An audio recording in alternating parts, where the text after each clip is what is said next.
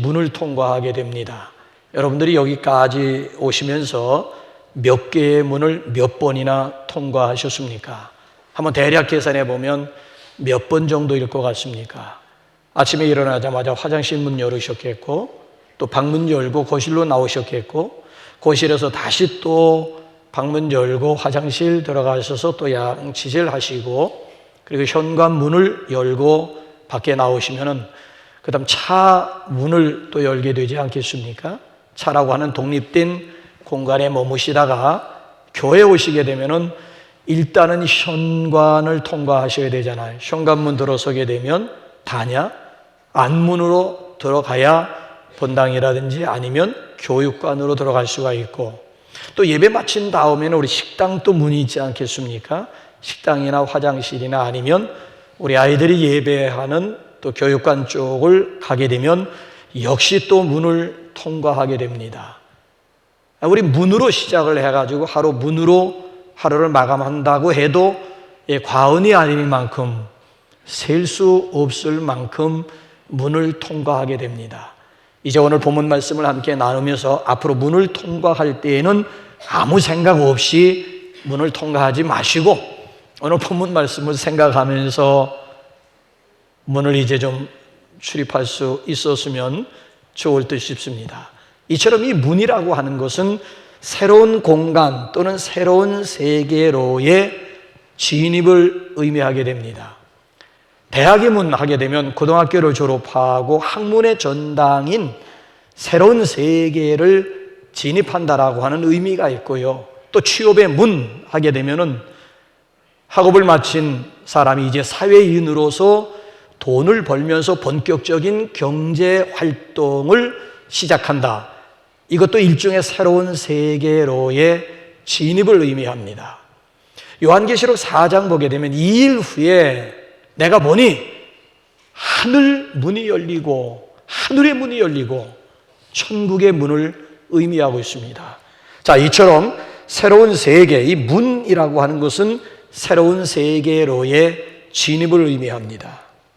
자, 오늘 우리가 함께 읽은 이 본문 말씀을 보게 되면은 예수님의 자기선언, 자기계시, 소위 말하면 에고 에이미 용법 네 번째 시간으로 예수님이 당신을 우리에게 무엇이라고 소개하고 있습니까?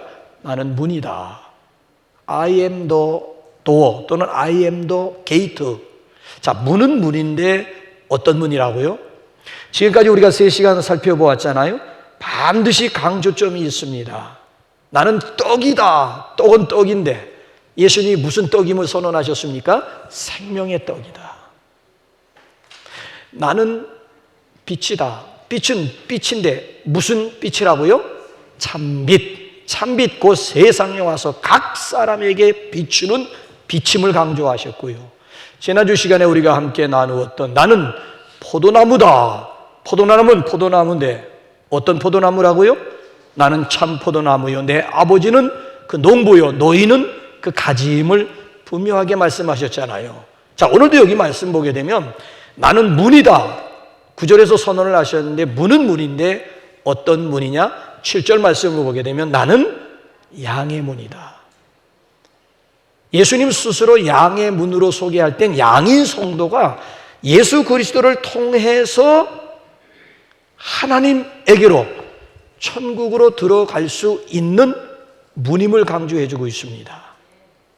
그래서 여기서 특별히 우리가 본론으로 들어가기 전에 우리가 한 가지 생각을 해야 되는 것은 이 문을 강조하는 데 있어서 유일성을 강조하는 거예요. 자, 그래서 영어 성경을 보게 되면 I am the gate, I am the door. 문 앞에 부정관사 어를 붙이지 않고 정관사 더를 어느 성경이든지 간에 부정관사어가 아니에요. 많은 문들 중에 예수님이 그 한 문 되신다라고 하는 그런 의미가 아니고 정관사 더는 유일성이잖아. 유일성. 단 하나밖에 없는 내가 바로 그 문이야. 내가 바로 그 문. 그래서 오늘 여기 9절 말씀도 보게 되면 Whoever enters through me. through me라고 하는 게 뭐예요? 나를 통하여, 나로 말미암아. 그래서 이 머레이 같은 신학자는 예수님의 문으로서의 독점성이다. 이거 독점. 유일성이라고 하는 말을 표현한 것이 아니라 아예 예수 문이라고 하는 것은 독점, 문 중에도 독점성을 강조하고 있습니다. 예수님은 여기 보면 예수님 이외에 이 세상의 하늘과 땅을 연결할 수 있는 문이 없다라고 하는 것. 하나님이 이 세상에 보내신 문은 단 하나밖에 없음을 우리에게 강조하고 있는 내용이에요. 물론 이 세상에는 사람들이 만든 문들이 많습니다. 종교 지도자들조차도, 특별히 바리새인들은 하나님께서 열어주신 문이 아니고 각자 자기들의 의가 기준이 된 자기들의 문을 만든 거예요. 그래서 예수님께서 뭐라고 마태복음 5장에서 신랄하게 공격을 하셨는가 하면 너희 의가 서기관과 바리새인보다 더 낫지 못하면 결단코 천국에 들어가지 못하리라. 결단코, 절대 불가능함을. 그래, 이 바리새인들과 서기관들의 의를 넘어야 천국에 들어갈 수 있는 것이지 바리새인들의 의 가지고는 어림도 없음을 강조해주고 있습니다. 자기의 의라든지 인간의 의로움 가지고 하나님 앞에 들어갈 자가 없음을 잘라 말씀하셨습니다. 지난번에도 제가 말씀을 드렸습니다마는 이스라엘 성지 베들레헴이라고 가게 되면 예수님이 태어나신 곳이 어디예요? 마국간. 그 태어나신 그곳에 예수님 탄생 기념교회가 세워져 있는데 제가 지난번에 사진 한번 보여드렸잖아요. 엄청나게 길어요. 엄청나게 커요. 그 큰 건물 가운데 들어가는 입구가 하나밖에 없다는 거예요. 더군다나 그 문조차도 얼마나 낮은지 허리를 숙여야만 안에 들어가면 와우! 안에 들어가 엄청나게 넓은 공간인데 어째서 문은 하나요? 하나밖에 없는 문도 그렇게 작단 말인가? 여러분, 예수님 탄생 기념교회를 세울 때 왜 문을 하나 만들고 작은 문을 만들었을까요? 예수님 만나는 문, 천국에 들어갈 수 있는 문이 여러 문이 있는 것이 아님을, 특별히 누가 예수님을 만날 수가 있느냐? 온유 겸손하신 예수님은 역시 허리를 숙인 사람만이 겸손의 주인공 되신 예수님을 만날 수 있음을 아예 건축상으로, 아예 상징적으로 우리에게 보여주신 거예요. 여러분, 그렇습니다. 지금도 오직 하나님이 보내신 예수 그리스도를 통해서만 하나님 나라는 활짝 열려 있음을 믿으시기 바랍니다. 더 이상 담 높을 생각들 하지 마시고요, 당당하게 예수 문을 통해서 은혜의 보좌 앞에 나오실 수 있기를 주님의 이름으로 축원합니다. 자, 그렇다면 양의 문으로 들어오는 자들에게 약속한 하나님의 축복이라고 하는 것이 무엇일까요?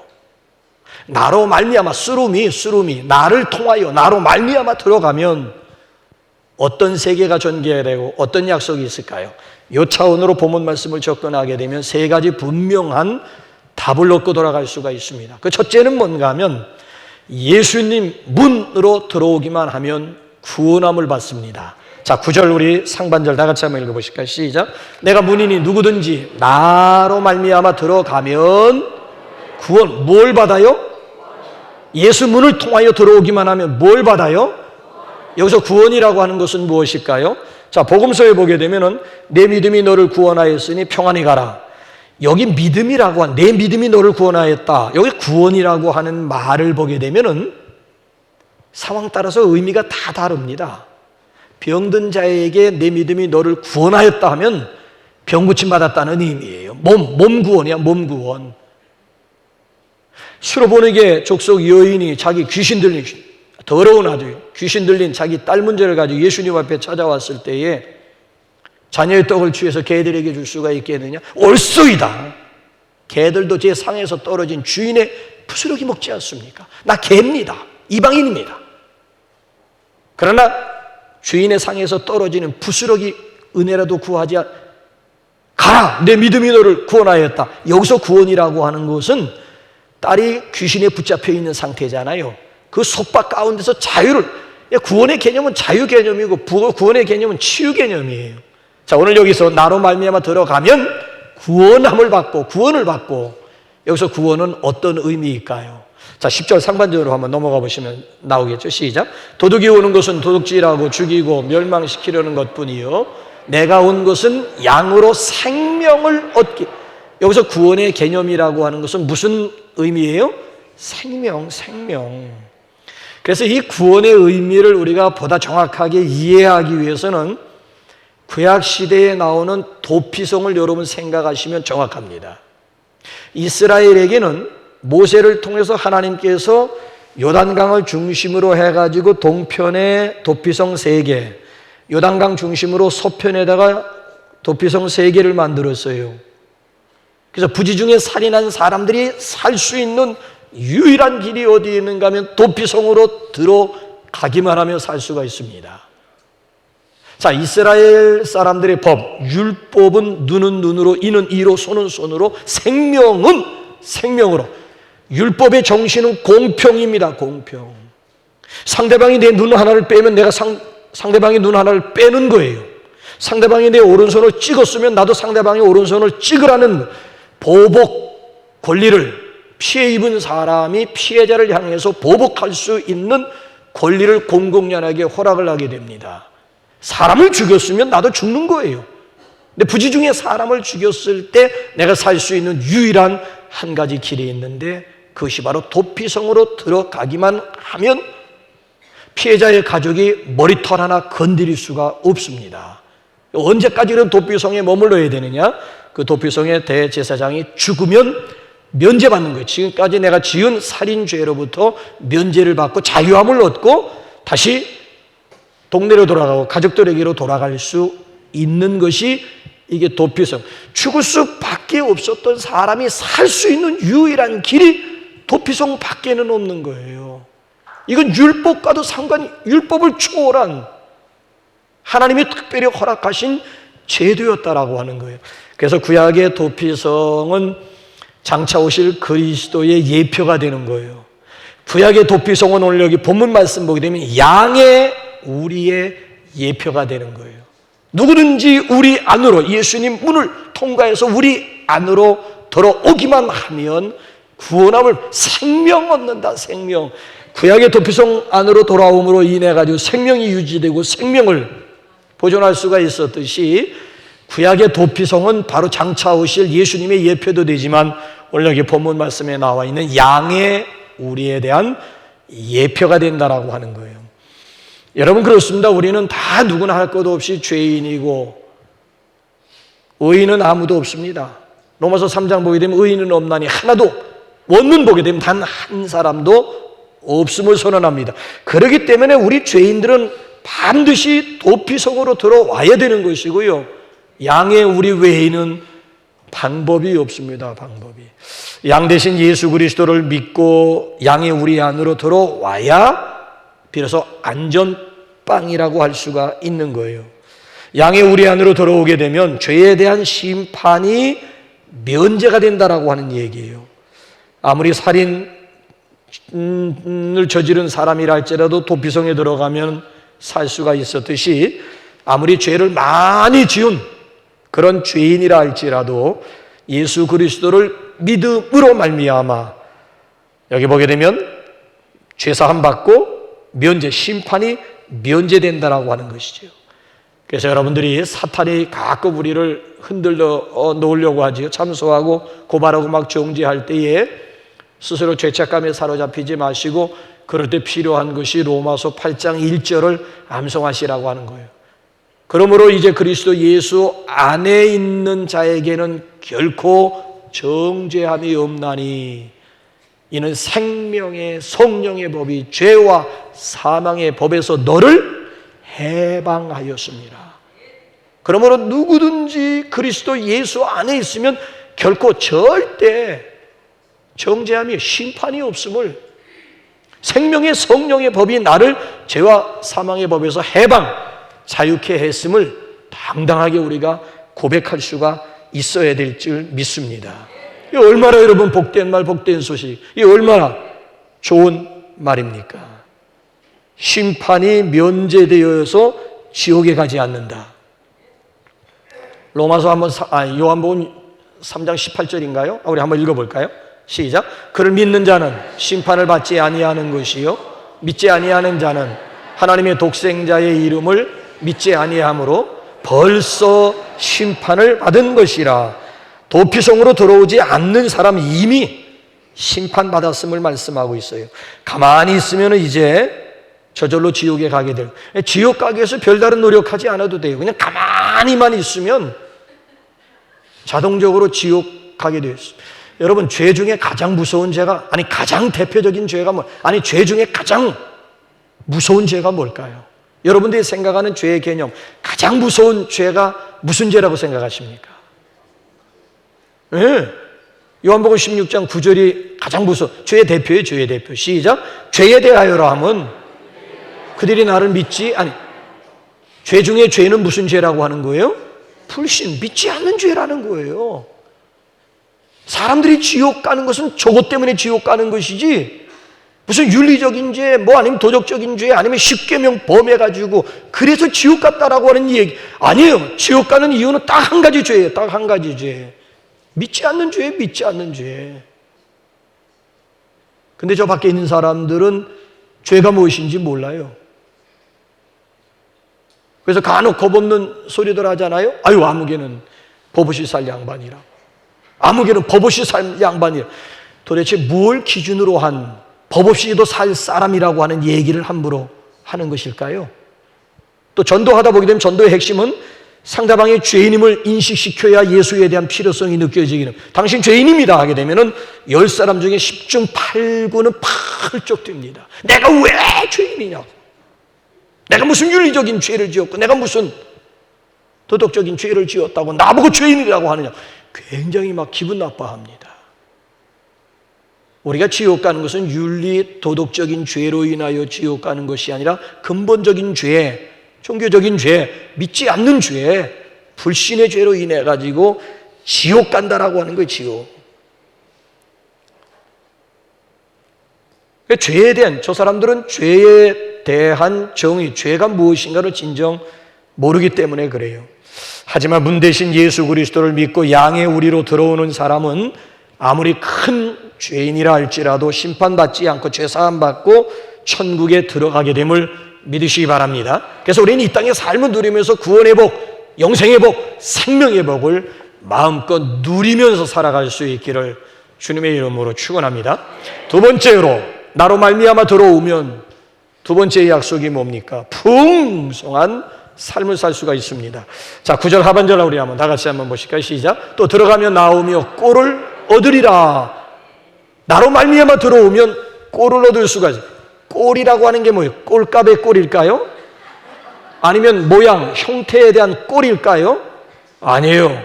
저기서 꼴이라고 하는 게 뭐예요? 이럴 때 농촌 실력 나와야지요. 꼴이 뭐예요? 풀이야, 풀. 꼴이라고 하는 거, 꼴 배워와라, 꼴 배러 가자. 어렸을 때 우리가 학교만 갔다 오면 지게 둘러머 매이고 해가 지기 전에 가서 꼴 배워와야 되냐, 꼴을. 그것도 짐승에 소가 먹는 꼴이 따로 있고 양이 먹는, 서로 다 좋아하는 꼴들이 다 다르잖아요. 어쨌든 여기 말씀을 보게 되면 들어오기만 하면, 양의 문 대신 예수님을 통해서 양된 우리가 들어오기만 하면 꼴을 얻을 수가 있는데, 어느 정도의 꼴임을 말씀하고 있을까요? 자, 우리 한번 10절 하반절 말씀으로 한번 넘어가 볼까요? 시작. 더 풍성히, 그 앞에 있는 구절, 내가 온 것은 양으로 생명을 얻게 하고, 생명, 그 생명을 유지하는 꼴을 하나님께서 약속해 주시는데, 풍성함. 근데 참 이상한 것은요, 대부분의 예수 믿는 사람들이 예수 믿고 구원받는다는 것에 대해서는 이의가 없어요. 예수 믿고 구원받고 생명 얻는 것에 대해서는 다 아멘입니다. 다 믿습니다. 근데 예수님이 이 세상에 오신 목적은 구원을 주시고 생명을 주시기 위해서만 오신 것이 아니라, 그 다음 보게 되면 양으로 생명을 얻게 하고 1차적인 목적이고, 그 다음에 2차적인 목적이 더 풍성히 얻게 하려 함이라. 이것도 예수님이 이 세상에 오신 목적인데, 이 두 번째 목적에 대해서는 의심하는 성도들이 얼마나 많은지 몰라요. 왜 그럴까요? 내 실제적인 삶을 두고 얘기를 하는 거예요. 날마다 풍성함을 누린다라고 하는 것이 자기 자신의 신앙생활이나 자기 자신의 생활을 놓고 볼 때에 아멘이라고 할 때 확신이 없고 자신이 없는 거예요. 아니, 예수님이 이 세상에 오신 목적은 구원은 기본이고 더 중요한 것은 예수님으로 인해서 풍성한 삶을 위해서 예수님이 오셨다는데도 불구하고 여기에 대해서 아멘으로 긍정적인 반응을 보이는 성도들이 많지 않은 것은 자기의 삶을 대변하고 있기 때문에 어떻게 내 삶 가운데서 매일같이 풍성한 삶을 누릴 수 있단 말인가 해서 여기에 대해서 자신을 잃어버리고 의심하는 성도들이 상당히 많아요. 근데 여러분, 성경을 읽어보게 되면 분명히 우리는 예수님으로 인하여 풍성한 삶을 살 수가 있습니다. 우리가 믿는 하나님이 어떤 하나님이신 줄 아세요? 여러분 다 찾을 건 없고요. 한번 에베소서 3장 20절 보게 되면 다시 한번 여러분 한번 보세요. 시작. 우리 가운데서 역사하시는 능력대로 우리가 구하거나 생각하는 모든 것에 더 넘치도록 능히. 자, 여기 풍성함을 저기서 뭐라고 표현해요? 넘치도록. 뭘 넘치도록? 능히 하시는 하나님임을 강조하고 있습니까? 우리가 생각하는 것에 더 넘치도록, 또 우리가 기도하는 것에 더 넘치도록 능히, 넉넉하게, 이거예요. 지금 우리가 구하는 것에 더 넘치도록 능히 부어주시고 채워주실 그 하나님을 지금 우리에게 소개하고 있는 거예요. 어떻게 가능한? 예수님 때문에 이게 가능한 거예요. 풍성한 삶도 하나님의 약속이 어떻게 현실화될 수 있는가 하면 예수님으로 말미암아 얼마든지 우리는 풍성함의 주인공이 될 수가 있다는 거예요. 그래서 로마서 8장 1절 이번 주간에 암송하시고요. 더군다나 좀 삶의 형편이 조금 좀 힘드신 분들은 빌립보서 4장 19절 암송하세요. 이것도 제가 너무 좋아하는 구절이에요. 저는 암송할 테니까 여러분들은 한번 화면 한번 보세요. 화면 시작. 나의 하나님이 그리스도 예수 안에서 그 영광 가운데 그 풍성한 대로 너희 모든 쓸 것을 채우시려. 나의 하나님이 채우시는데 어떻게 채워주신다는 거예요? 풍성한 대로, 하나님의 풍성한 대로 채워주신다라고 하는 거예요. 하나님의 풍성함을 믿으시기 바랍니다. 은혜가 풍성한 하나님은 믿는 자 한 사람 한 사람 어제도 오늘도 언제든지 변찮고 보호해 주시네. 주여 성령의 은사 오늘도 내리어 주. 아멘. 은혜가 풍성하신 하나님, 예수 그리스도로 말미암아 풍성하신 하나님의 은혜를 오늘도 받아 누리며 살아갈 수 있는 진정한 풍자들이 되시기를 주님의 이름으로 축복합니다. 어떤 분이 이런 말을 했습니다. 사람이 살면서 여러 가지 겪는 고통 가운데 3가지 고통이 있다고 그랬어요. 사람이 살다 보게 되면 겪는 고통이 한두 가지겠어요? 근데 그 모든 고통 중에 고통이 무엇이냐? 3가지라고 생각한다 그랬어요.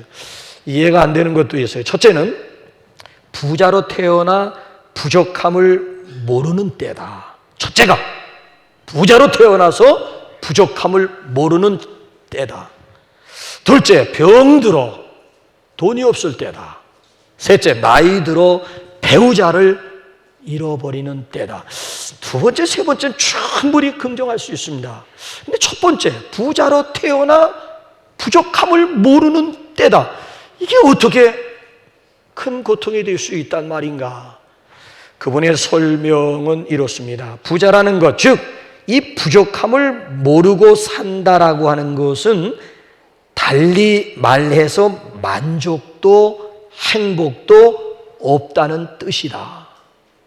아니, 부자로 태어나서 전혀 부족함이 없다라고 하는 것은 말을 바꾸게 되면 거기에는 만족도 아니면 행복도 없다라고 하는 뜻이다.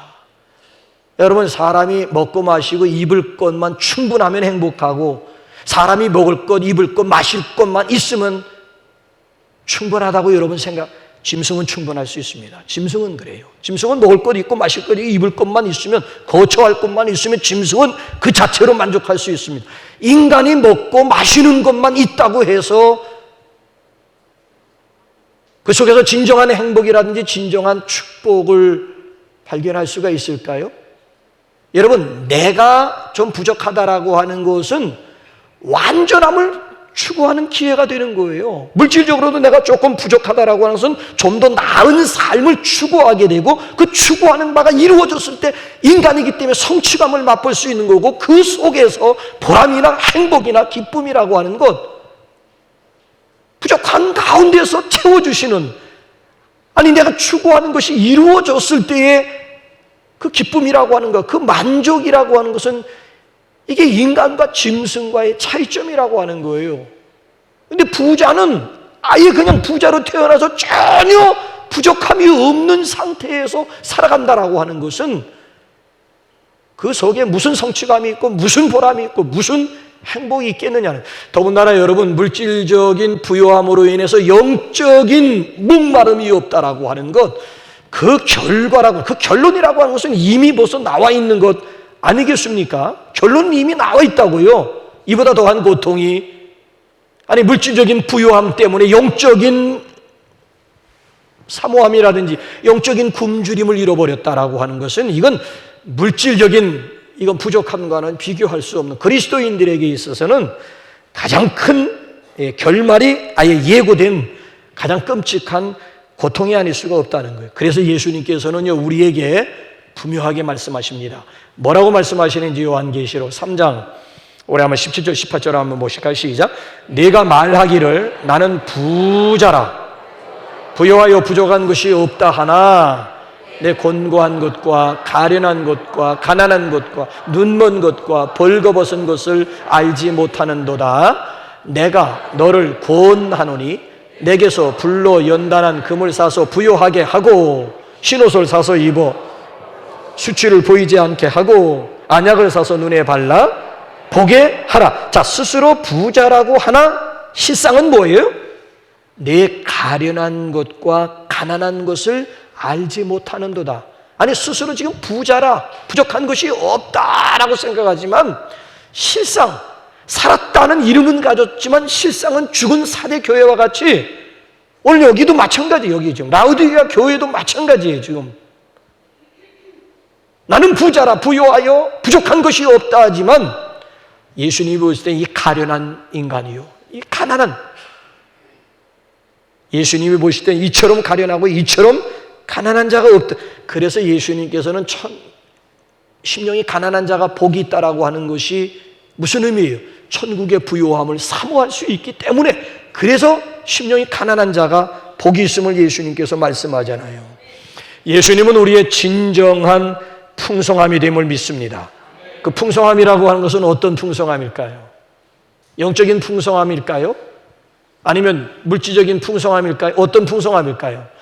사랑하는 자여 내 영혼이 잘됨과 같이 범사가 잘되고 강건하기를 내가 사랑하는 자여 내 영혼이 잘됨과 같이 범사 영육 안의 풍성, 하나님의 기대하심과 하나님의 뜻은 당신의 자녀들이 예수님으로 말미암아 이 땅에서 풍성함을 누리고 그 풍성함이 우리를 통해서 주변 사람들에게 마치 담장, 과일나무가 담장을 넘어 이웃을 부여하게 하듯이 그 풍성함이라고 하는 것이 우리를 통해서 또 다른 사람들에게로 흘러가기를 우리 하나님께서는 기대하십니다. 그래서 우리는 충분히 행복해야 되고 행복할 자격이 있는 사람들이에요. 우리의 문이 되신 예수님으로 인해서 풍성한 생명, 풍성한 삶을 누리면서 살아갈 수 있기를 주님의 이름으로 축복합니다. 마지막 나로 말미암아 들어오기만 하면 약속된 축복이 뭘까요? 진정한 자유를 누릴 수가 있습니다. 자, 9절 하반절 우리 한번 보면 우리가 그동안 간과했던 것인데 보세요. 시작. 들어가며 나오며 꼴을 얻으리라. 들어가며 나오며 꼴을 얻으리라. 저기 들어가며 나오며 우리는 그냥 출입, 이거 왕래로구나. 왕래.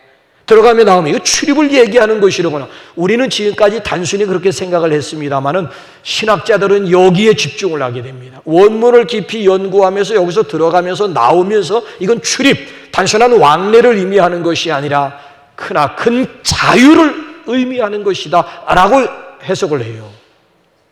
만약에 여러분 들어가는 것만 있으면은 나오는 것이 없으면은 감옥이 따로 없지 뭐. 그렇지 않습니까? 들어가는 것만. 저 밖에 있는 사람들은 우리를 어떻게 생각하는가 하면 정말 불쌍하게, 아니 우리를 불쌍한 눈으로 쳐다본대. 왜? 예수 믿어가지고 교회 가는 것을 감옥으로 생각하는, 감옥으로. 예수 믿게 되면, 교회 나가게 되면, 그 좋은 스트레스 쌓일 때 한 대만 빠르면 스트레스 날려버릴 수 있는 이것도 못하고, 아니 정말 속상한 일이 있을 때, 정말 억울한 일이고 속상한 일이 있을 때 왕도 돛집에 가서 그냥 잔 몇 잔만 기울이게 되면 다 잊어버리고 어깨동무하면서 노래 부르면서 집으로, 좋은 것도 못하고. 근데 여러분, 그 사람들이 하나는 알고 둘은 그러는 가운데 스스로가 술, 담배의 노예가 돼서 질질 끌려가고 있는 자기 자신의 모습을 정확하게 볼 수 없는 거예요. 결정적인 순간에 가서 이거 하나 스스로 해결 못합니다. 그래서 해마다 연초만 되게 되면 금년에는 끊어야지 작심삼일이 되어서 작은 삼촌들이 얼마나 많은지 몰라요. 금연학교 있다면서요? 여러분 가운데 금연학교 갔다 오신 분들 손 한번 들어보세요. 저 크게 웃는 분들이 사실은 수상한. 아니 예수 믿는 사람들이 괴롭잖아요. 그러니까 금연학교라도 이 성령의 능력, 성령에 붙잡히면 되는데 아직까지 성령에 붙잡힌 바 되는 계기는 없었고, 이거 정말 내가 할 때마다 괴로운데 금연학교로 가야지 해가지고 일주일 동안 금연학교 들어갔다 오면 금연되는 줄 아십니까? 안 돼요. 이미 벌써 나도 모르게 벌써 노예가 된, 술, 담배 이미 벌써 노예가 돼요. 그래서 감옥이 따로 없다니까요. 스스로 지금 그 안에 갇혀서 지금 꼼짝달싹 못하는 분, 의사는 당신 이거 하면 죽습니다, 당신 이거 하면 죽습니다. 그러니까 죽는다는 그 말에 스트레스가 쌓여가 또 가서 한잔하게 되고 안 되는 거예요. 스스로 자기 생명을 스스로 깎아먹는, 창살 없는 감옥에서 지금 생활하는 분들이 얼마나 많은 줄 아십니까? 우리 주변에 취미생활에 노예되신 분도 많아요. 실제로 어느 목사님은 낚시에 미쳐가지고 수요일 저녁 예배도 잊어버리고 가서 그걸 가서 했는데 밤 낚시 하다 보니 오늘 지나놓고 보니까 어제 저녁이 수요일 저녁 예배. 피곤한 예입니다마는 골프에도 미쳐가지고 이 시간 이 자리에 못 나오시는 분들도 골프 약속하면 벌써 우선순위. 취미 생활에 노예가 되신 분도 많고요. 더군다나 우리나라 사람들 같은 경우에는 구습에 노예가 되어 끌려가는 분들이 얼마나 많은지 몰라요. 이사하는 것조차도 내 마음대로 정하지는 못해요. 손 없는 날이 있다면서요? 손 없는 날 비싸게 평상시보다 2배, 3배 주고 손 없는 날 기어이 이사를 해야 마음이 놓이니. 아니 여러분, 손 없는 날 그건 누가 만드는 거예요? 아니 정말 손 없는 날이 따로 문 집사님, 손 없는 날이 정말 따로 있는 겁니까? 아니 이삿짐 센터 하시니까 내가 물어보는 거예요. 정말 손 없는 날이 따로 있는 건지. 우리 예수 믿는 사람들 같은 경우에 1년 365일이 다 손 없는 날이지 언제 이사하면 어때? 그저 편리할 때 그냥 적절할 때 그냥 이사하면. 그러니 여기에 얽매이지 않는 것 자체만으로도 여러분 얼마나 우리가 행복한 존재입니까? 아니 꼭 어디 가서 날짜를 받아와야 시집장가 갈 수 있는 겁니까? 날짜 받아오면 시집장가 가면 돌싱들이 안 생긴다라고 하는 얘기입니까? 아니 돌싱들은 날짜 받아오지 않아가지고 화려한 돌싱들이 되는 것입니까? 그것도 아니잖아요. 그래서 성경은 우리에게 분명하게 말씀합니다. 자, 에베소서 4장 22절 우리 한번 읽으면서 정리 한번 할까요? 에베소서 4장 22절 시작. 너희는 유혹의 욕심을 따라 썩어져가는 구습을 따르는 옛사람을 벗어버리고 오직 너희의 심령이 새롭게 되어 하나님을 따라 의와 진리의 거룩함으로 지으심을 받은 새 사람을 입으라. 옛사람 벗어버리고 새 사람 입으라고 하는 얘기인데, 옛사람이 뭐예요? 썩어져가는 구습의 노예 생활하고 썩어져가는 구습에 질질 끌려가는. 밖에 있는 사람들은요, 이날만 되면, 오늘은 그래도 날씨가 받쳐주고 있습니다만 날씨 좋은 날 같은 경우에는 이 좋은 날 놀러 가지도 못하고 저렇게 매여가지고 예배당에 가서 갇혀있는 저들 감옥이 따로 있냐 라면서 우리를 조롱하면서 아마 믿지 않는 여러분 가족들조차도 아마 그런 얘기하는 분들이 있을 거예요.